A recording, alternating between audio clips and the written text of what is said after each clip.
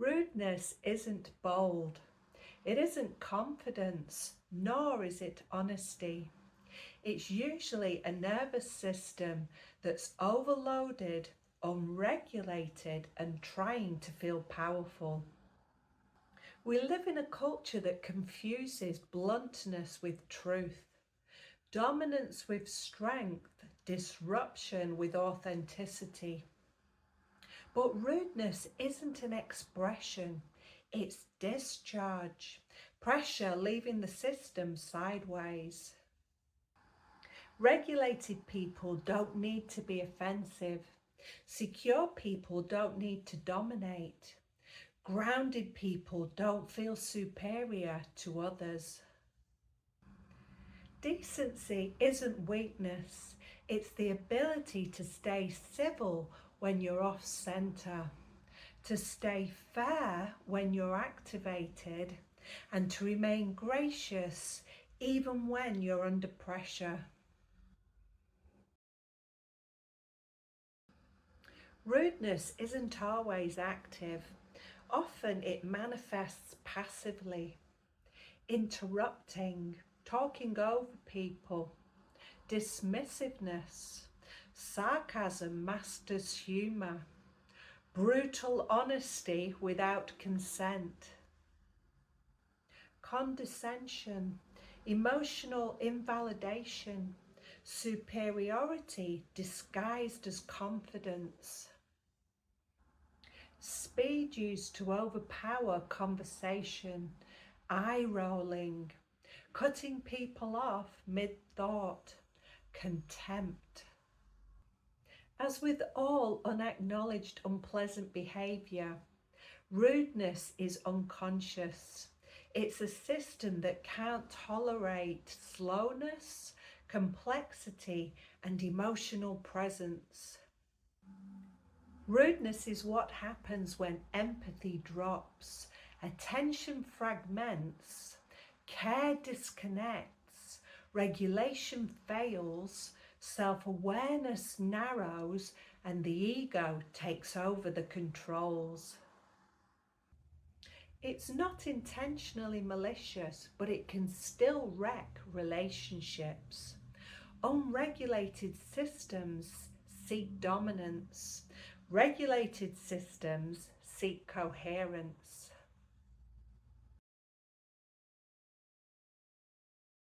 Decency isn't politeness, it's self-management. It's the nervous system's ability to remain coherent in social space. Fairness is decency in action, not moral superiority, perceptual balance, the ability to see more than one side without collapsing into one. Empathy isn't emotional flooding, it's feeling without collapse, understanding without absorption. And this is where governance comes in. Governance is internal leadership. It's the part of you that says, I choose how I respond in every situation. I choose my tone, pace, and impact.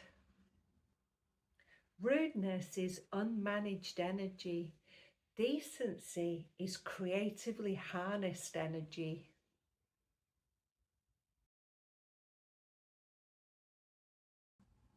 Imagine a shared room. No ownership, no hierarchy, no status markers, just people moving through the same space. Rudeness is moving as if you're the only one in the room. Decency is consideration of others' existence. Empathy is the fail-safe mechanism of humankind. Putting yourself in another person's shoes limits the destructiveness of your behaviour.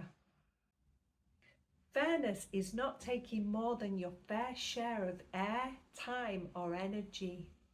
Governance is knowing how to occupy space without dominating it. Nothing here is performative. Everything here is relational. You don't need to be nice. You don't need to self-censor, and you definitely don't need to compromise your values. You might begin noticing when unpleasant sensations start to rise, and instead of reacting immediately, you might experiment with pausing, listening,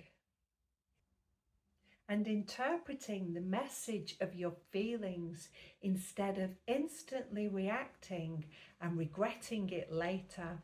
Because decency isn't submission, it's self-command.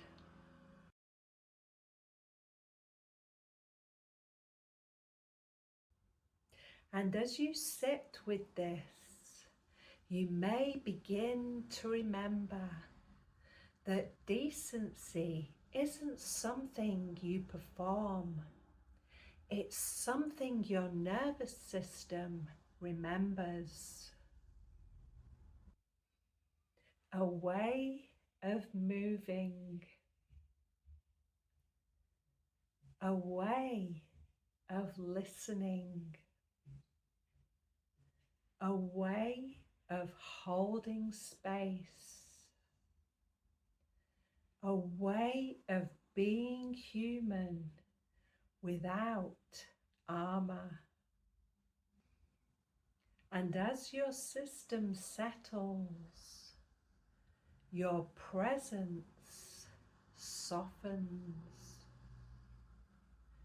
your attention widens, your breath deepens. You may notice that empathy stabilizes you. Fairness anchors you, and decency makes you safe to be around. Not because you're controlled, but because you're governed from within.